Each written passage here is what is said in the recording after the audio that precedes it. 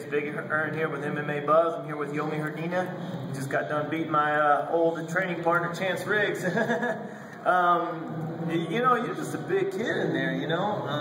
Is it 150? Do you normally fight it? I mean, 150 is an odd weight. Do you normally drop down to 145? Or, yeah. You've had a couple, but 2-1 right now. Now you're 3-1, right? What do you normally fight at? I normally fight at 145. It's kind of like it's been my wrestling weight since high school.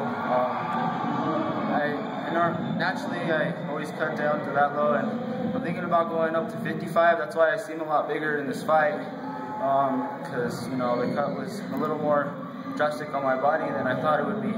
Right. Either way, he was a good fighter. I know he naturally weighs in that range. Right. So I mean, I knew he was going to be a smaller opponent, but I knew he was going to be tough either way. Sure, yeah, I know he's tough. He's wrapped me up a few times, but it just seemed like, it just seemed like you just out wrestled him. You were just better than he was.